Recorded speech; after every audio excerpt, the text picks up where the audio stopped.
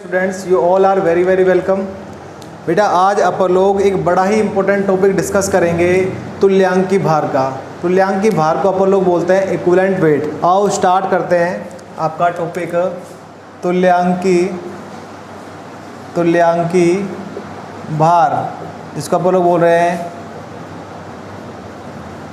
Equivalent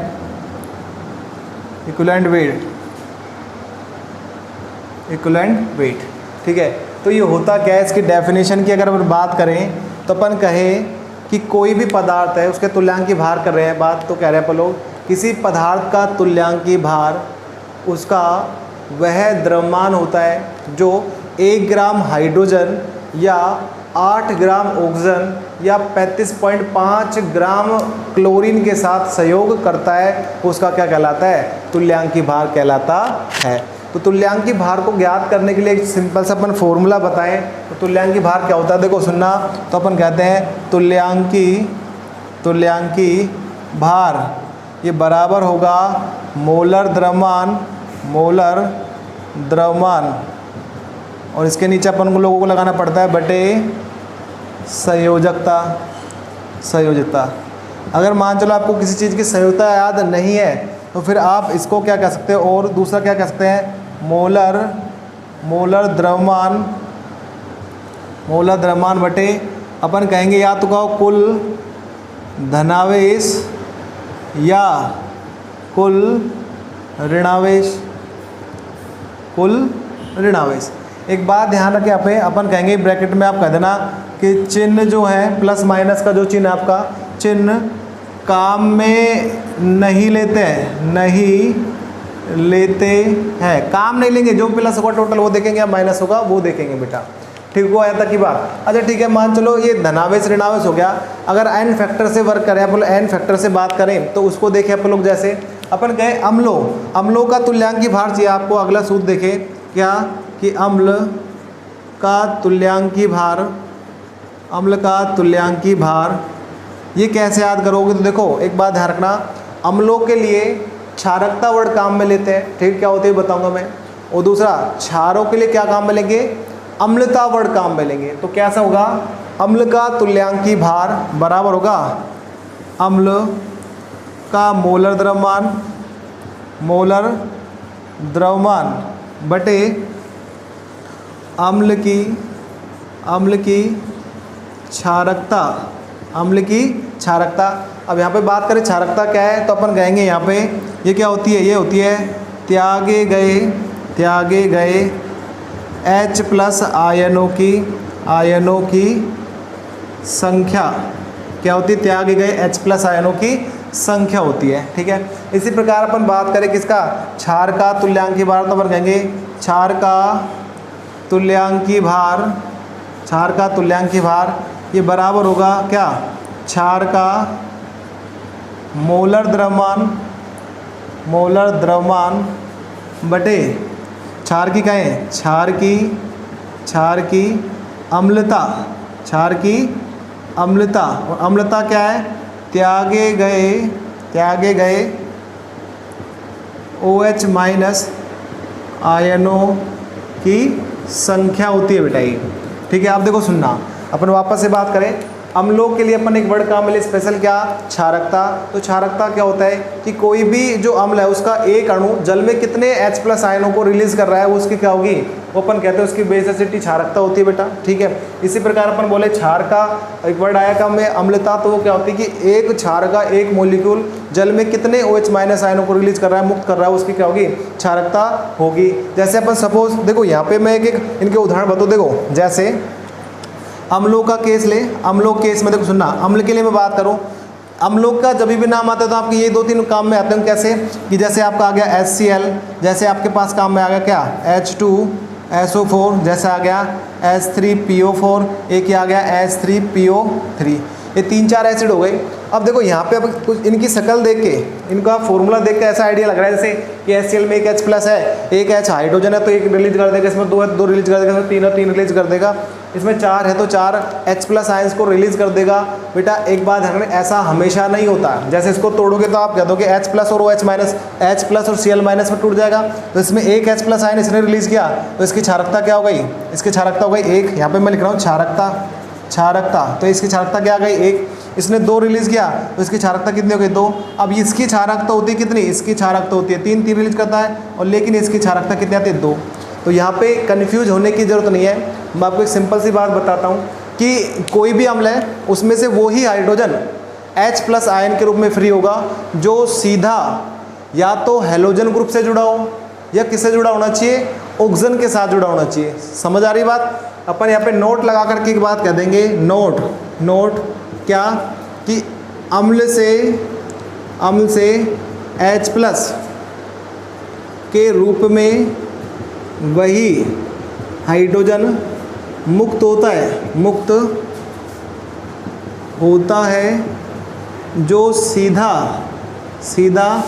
halogen X या oxygen से जुड़ा हो। ठीक आ रही बात। X में कौन कौन हो सकते हैं आपके पास, FCl, Br और क्या हो सकता है I। आ रही बात है तक की। तो देखो यहाँ पे अपन देखें, जैसे यहाँ पे अपन देखें HCl में, तो HCl में अपन ऐसा कह देते हैं कि HCl है तो ये हाइड्रोजन सीधा जुड़ रहा है तो इसलिए क्या टूट गया H प्लस और Cl माइनस। आ रही बात है तक की। ऐसे H2SO4 की बात करें तो अपन ऐसा कहते हैं इसकी स्ट्रक्चर ऐसी होती है, कैसी होती है ऐसी, ये लो। तो यहाँ पे आपने देखा ये किससे जुड़ रहा है सीधा, ऑक्सीजन से। तो इसके 2 जो बंद के शेयरिंग इलेक्ट्रॉन है तो ये इधर आ जाते हैं, तो इस पर क्या है माइनस, और ये किसके रूप में फ्री हो गया, H प्लस के रूप में फ्री हो गया। तो ऐसे ही अपने सिंपल कहा जो ऑक्सीजन के साथ हाइड्रोजन जुड़ रहा है या हेलोजन साथ जुड़ रहा है वही H प्लस के रूप में फ्री होगा। अब यहाँ पे इनकी स्ट्रक्चर में जैसे बताऊँ तो इसकी स्ट्रक्चर ऐसी होती है, P डबल बॉन्ड O, एक OH, ठीक है, दूसरा OH और तीसरा OH। तो यहाँ पे 3 ऐसे हाइड्रोजन है जो ऑक्सीजन से सीधा जुड़े, इसलिए तीनों किसके रूप में फ्री हो सकते हैं, H प्लस के रूप में फ्री हो सकते हैं, और इसलिए इसकी क्षारकता कितनी दे दी मैंने 3। लेकिन जब मैं इसकी स्ट्रक्चर देखता हूँ तो इसकी स्ट्रक्चर कैसी है, कैसी स्ट्रक्चर देखते आ जाओ। अपन ने कहा P डबल बॉन्ड O, एक OH, दूसरा OH और ये तीसरा क्या हाइड्रोजन। यहाँ पे 2 हाइड्रोजन तो ऐसे जो ऑक्सीजन से सीधा जुड़ रहे हैं, एक सीधा फास्फोरस जुड़ा तो ये H प्लस के रूप में मुक्त नहीं हो पाता है, ये दोनों हो जाते हैं, इसलिए इसकी क्षारकता कितनी आ गई 2 आपके पास क्षारकता आ गई। बेटा यहाँ तक की बात क्लियर हुई। ऐसे ही बात करते हैं इसकी अम्लों के लिए बात करें तो अम्लों के लिए अपन इधर स्पेस क्रिएट कर रहे हैं, उसके बाद लिखते हैं उसके लिए कैसे, क्या क्षारों की जब बात की जाएगी तो अपन कहेंगे क्षार जब नाम आता है तो आपके दिमाग में ये आता है तो कैसे, जैसे NaOH आ गया, ठीक है, जैसे KOH आ गया, AlOH का होल थ्राइस आ गया, और जैसे CaOH का होल ट्वाइस आ गया। तो इनमें ऐसा कौन है सीधा धातु के साथ जुड़ रहा है तो OH माइनस के रूप में फ्री हो जाए, क्योंकि धातु इलेक्ट्रॉन डोनेट करेगी, अधातु इलेक्ट्रॉन को क्या करेगी, गेन करेगी। तो यहाँ पे कहें इसकी अम्लताओं की बात करें, अम्लता, तो इसकी अम्लता क्योंकि इसमें एक OH माइनस इसलिए एक अम्लता होगा इसकी, इसमें भी एक है इसलिए इसकी भी एक होगा, इसमें कितने 3 तो इसलिए इसकी कितनी हो गई 3, इसमें कितने OH माइनस आए 2 तो इसकी क्षारकता कितनी हो गई, सॉरी अम्लता कितनी हो गई 2। यहाँ तक की बात सिंपल क्लियर आई आपकी, बताओ ठीक है। अब देखो कुछ मैं सिंपल से कुछ क्वेश्चन बताता हूँ आपको। भाई यहाँ से अपन शुरू करें। देखो पहले तो मैं संयुक्ता निकालना सिखाता हूँ। आपने कहा कि कोई भी अपन यौगिक लें तो उसका अपन को तुल्यांकी भार चाहिए, तो अपन कहेंगे मोलर द्रव्यमान में आपको क्या करना पड़ेगा, संयुक्ता का भाग देना पड़ेगा। संयुक्ता जनरली अपन कहे कुल धनावेश को कह दो या कुल ऋणावेश का दो, बराबर होगी वैल्यू। चिन्ह छोड़ दिया तो चाहे धनावेश वाले का दो 6 का भाग या माइनस वाले का दो अगर 6 रहा टोटल, ठीक है। जैसे अपन सपोज करो आप लोगों को ये आप नोट कर ले बेटा ध्यान से एक बार कि ये ऐसे करके है, ठीक है। अभी मैं बताऊंगा थोड़ी देर में फिर आपको इससे रिलेटेड क्वेश्चन, ठीक है। तो आओ अपन क्या कह रहे हैं यहाँ पे, अपन ने क्या कहा, जैसे अपन ने कहा Al2SO4 का होल थ्राइस है, इसका हमें क्या चाहिए, तुल्यांकी भार चाहिए। क्या चाहिए, तुल्यांकी भार चाहिए। तो फिर आप क्या करोगे, देखो इसको तोड़ोगे। पहले तो ऐसे देख लो इसमें Al कितने टोटल 2 Al है, तो मैंने दोनों का अलग अलग लिख दिया। ऐसे देखो एक Al दूसरा Al। SO4 के ग्रुप कितने इसमें 3, तो मैंने एक SO4 दूसरा SO4 ग्रुप और तीसरा SO4 का ग्रुप, तीनों लिख दिए। अच्छा चार्ज लगाना तो आता है, यहाँ पे कुछ है जो उसको आगे लगाएंगे प्लस में, यानी कि यहाँ पे इस पर एल पे तो आएगा प्लस का 3, और यहाँ पे जो नीचे है एल के पीछे इसको लगाएंगे पीछे की तरफ माइनस पे, तो यानी कि इस पर क्या आ गया माइनस का 2।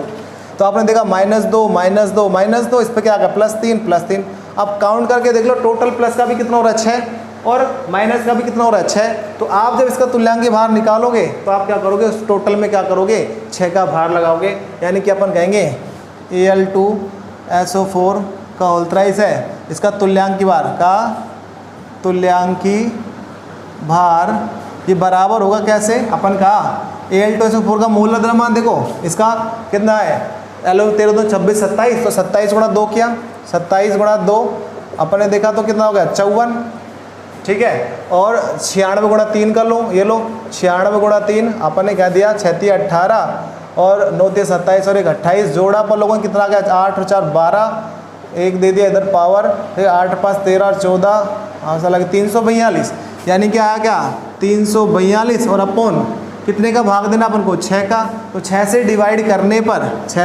करने पर इसका तुल्यांकी भार निकल करके आ जाएगा, कितना आपका तुल्यांकी भार आया। समझ आया आप लोगों को कुल धनावेश और ऋणावेश कैसे काम में लेना है। चलो ठीक है, उसके बाद यहाँ तक की बात होती है आपकी क्लियर। उसके बाद अपन दूसरा जो है अपन अम्ल का तुल्यांकी भार निकालना सीखेंगे। भाई अम्ल का तुल्यांकी भार कैसे ज्ञात किया जाए, तो उसके लिए देखो जैसे सपोज करो आपके पास अम्ल कौन सा है, देखो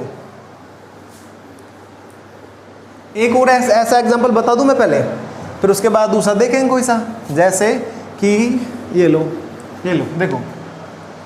देखो मैंने कहा मुझे CH3COOH ग्रुप है, इसका क्या चाहिए का तुल्यांकी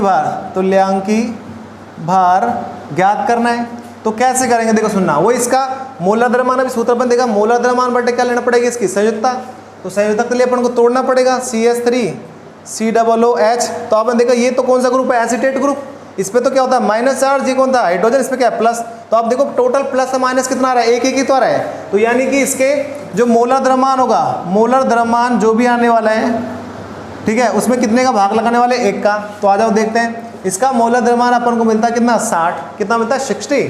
तो अपन क्या करेंगे CH3COOH एसिडिक अम्ल का क्या कहा तुल्यांकी भार बराबर हो गया कितना 60/1, तो बराबर क्या आ गया 60 ही आ गया। इससे हमें एक बात पता चली, वो नोट लगा करके आप क्या बात लिखोगे, क्या बात लिखने वाले हो कि यदि अपन गए किसी यौगिक की संयुक्ता या किसी तत्व की संयुक्ता 1 आ रही है ठीक है, तो उसका मोलर द्रव्यमान और तुल्यांकी भार हमेशा क्या आएगा 1 आएगा। अपन ने कहा यदि किसी यौगिक में आप यह कह सकते हो या तत्व की संयोजकता 1 है, तो उसका मोलर द्रव्यमान व तुल्यांकी भार बराबर होगा ठीक है। ये बात आप ध्यान रखें कि भाई ऐसे करके बात बनने वाली है। अब अपन निकालते हैं अम्लों का तुल्यांकी भार, कि अम्लों का तुल्यांकी भार कैसे निकालेंगे अपन लोग। तो देखो इतने सारे मैंने आपके पास अम्ल बना रखे हैं, कोई सा भी अम्ल की बात करें, सपोज करो आपको H2SO4 का तुल्यांकी भार चाहिए, तो फिर कैसे निकालेंगे, आ जाओ H2SO4 का तुल्यांकी भार ये बराबर कैसे आएगा, तुल्यांकी भार बराबर इसका मोलर द्रव्यमान देखें तो आ जाओ निकाल दे साइड में। H2SO4 इसका देखा 2, इस पूरी यूनिट का कितना होता है 96, तो अपन ने देखा 98 इसका क्या आ गया मोलर द्रव्यमान आ गया। तो अपन ने यहाँ पे क्या लिख दिया 98। और आप देख पा रहे हो इसकी क्षारकता कितने आ रही है 2, तो आपने क्या किया इसमें 2 का डिवाइड किया। आ जाओ करते हैं, कितना आ गया 4 और फिर ये 9 49 49 आपका क्या आ गया, इसका इक्विवेलेंट क्या आ गया, इक्विवेलेंट वेट आ गया। आ गई बात है तक की। तो इसका अगर तुल्यांकी भार का मात्रक देखो तो कैसे लगाओगे, क्या लगाओगे ग्राम प्रति तुल्यांक इक्विवेलेंट वेट, ऐसे मात्रक आपको निकालना पड़ेगा इसका, ठीक है। अच्छा ये बात हो गई आपकी क्लियर। ऐसे मान चलो आपको क्षार का तुल्यांकी भार चाहिए हो, तो फिर क्या करोगे, सिंपल सा कैसे करोगे देखना एक बार। जैसे आपको माना आप क्षार में मैंने जैसे NaOH बताया था, KOH बताया था, COH का होल ट्वाइस कहा था, तो मैं CH का होल ट्वाइस ले लेता हूँ। ये लो CaOH का होल ट्वाइस का तुल्यांकी CaOH का होल टू इसका तुल्यांकी भार आपको चाहिए। तुल्यांकी भार बराबर कैसे होगा, इसका पहले मोलर द्रव्यमान कैलकुलेट करो। तो मोलर द्रव्यमान कैलकुलेट करेंगे तो कैल्शियम कितना होता है 40, ठीक है। इसका अपन कहेंगे 8 दूनी 16, 16 और 1 क्या 17, 17 दूना 34, जोड़ दो इसमें, ठीक है। तो कितना आया 4 और आपके पास आ गया 4 3 7 74 आ गया। तो आपने कहा 74 74 अपॉन कितने OH माइनस आयन रिलीज कर सकता है 2, इसके मतलब कितनी 2 ही तो है। तो आपने 2 का डिवाइड कर दिया, कितना आ गया बताओ। आपने कहा था 2 3 6 7 दूनी 14, तो कितना आ गया इसका 37 ग्राम प्रति तुल्यांक आपका क्या आ गया इक्विवेलेंट, इसका तुल्यांक की भार आपके पास निकल करके आ गया है। इसी प्रकार मान के चलो आपसे किसी अपचायक का ऑक्सीकारक का तुल्यांक भार ज्ञात कराए, तो आप क्या करोगे उसके लिए फॉर्मूले ये काम में लेने वालों, क्या फॉर्मूले काम में लोगे, देखते हैं, आ जाओ। किसी भी ऑक्सीकारक या अपचायक का तुल्यांकी भार, तो देखो कैसे करेंगे अपन लोग। देखो सुनना, अपन गए क्या ऑक्सीकारक का तुल्यांकी भार। तो यहाँ पे मैं एक बात बता दूँ, पहले तो बताओ ऑक्सीकरण क्या होता है, इलेक्ट्रॉन का बाहर निकलना क्या कहलाएगा ऑक्सीकरण, ठीक है। तो ये जो ऑक्सीकारक क्या होता है, सुनना, वो पदार्थ जो दूसरे पदार्थ का क्या कर दे ऑक्सीकरण कर दे, तो खुद तो क्या करेगा इलेक्ट्रॉन ग्रहण करेगा, दूसरे में से इलेक्ट्रॉन निकालेगा, यानी कि दूसरे पदार्थ जिसमें से इलेक्ट्रॉन निकाला था उसका तो क्या हुआ ऑक्सीकरण। और जैसे अपन ने लिए तो अपना क्या हो गया अपचयन क्या होता है इलेक्ट्रॉन ग्रहण करना, तो क्या होता है ऑक्सीकारक का तुल्यांकी भार बराबर क्या होता है, अपन कहेंगे ऑक्सीकारक का मोलर द्रव्यमान बटे आप क्या कहने वाले हो ग्रहण किए गए इलेक्ट्रॉनों की संख्या, ग्रहण किए गए इलेक्ट्रॉनों की संख्या। जैसे आपको पता चल जाएगा, देख लोगे आप लोग कितने इलेक्ट्रॉन ग्रहण हो रहे, तो उस हिसाब से उसका क्या निकलने वाला है बताओ, उसी हिसाब से उसका क्या निकलेगा तुल्यांक भार निकलने वाला है। यहाँ तक की बात हो गई क्लियर, चलो ठीक है। ऐसे अपन बात करें अपचायक का तुल्यांकी भार, ठीक है बेटा, अपचायक का तुल्यांकी भार। तो अपचायक में जैसे यहाँ पे तो इसका रिवर्स होता है ऑक्सीकरण का, भाई ऑक्सीकारक अपचायक का क्या जस्ट रिवर्स होता है। तो अपन यहाँ पे क्या करेंगे, यहाँ पे कह रहे हैं ग्रहण किए गए इलेक्ट्रॉन संख्या, तो यहाँ पे क्या कहेंगे त्यागे गए इलेक्ट्रॉनों की संख्या। तो क्या होगा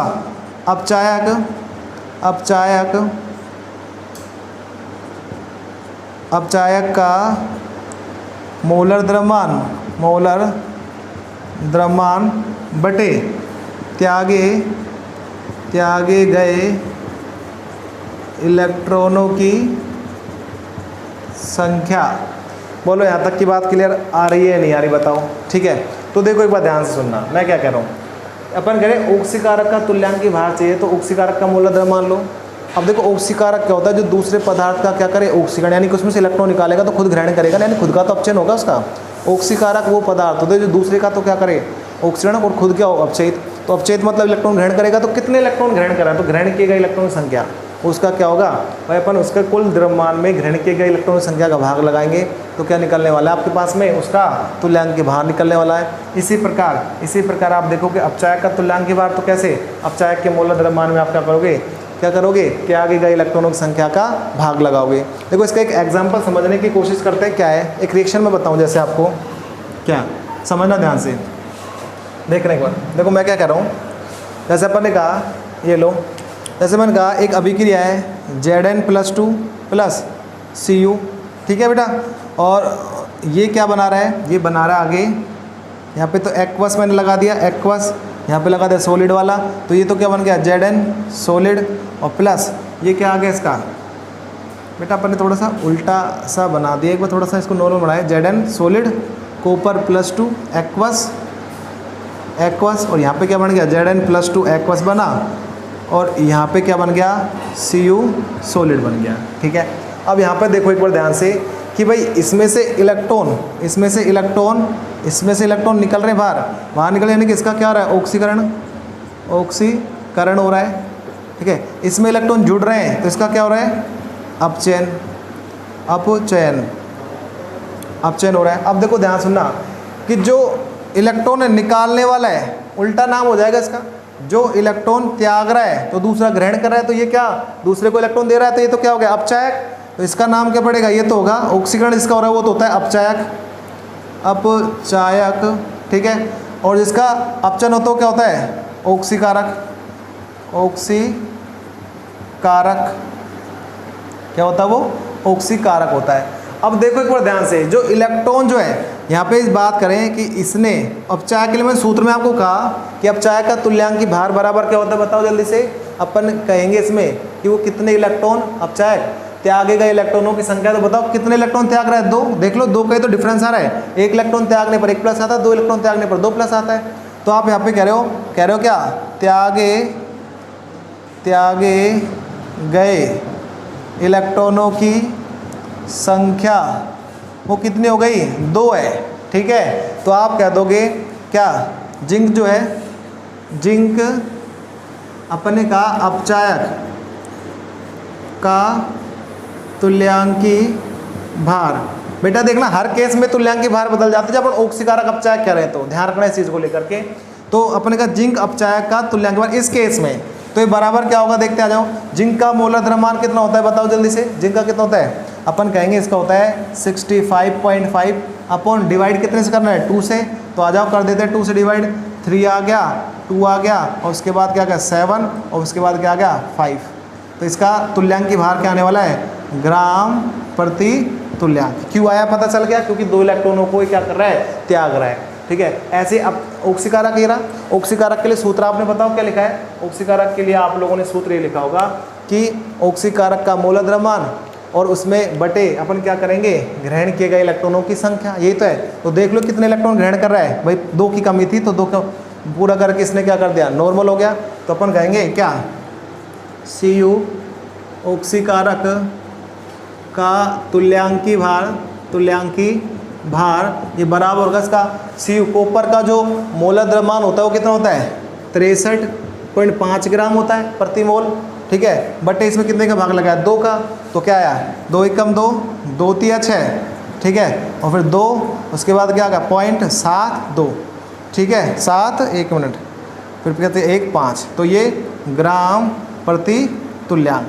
इस तरीके से आप क्या निकालोगे, ऑक्सीकारक और अपचायकों के तुल्यांकी भार निकालोगे, ठीक है बेटा। चलो आज का ये टॉपिक अपना तुल्यांकी भार का क्या हुआ, कंप्लीट हुआ। इसको ध्यान से देखे को नोटबुक में नोट कर ले बेटा, केवल देखने से काम नहीं चलेगा।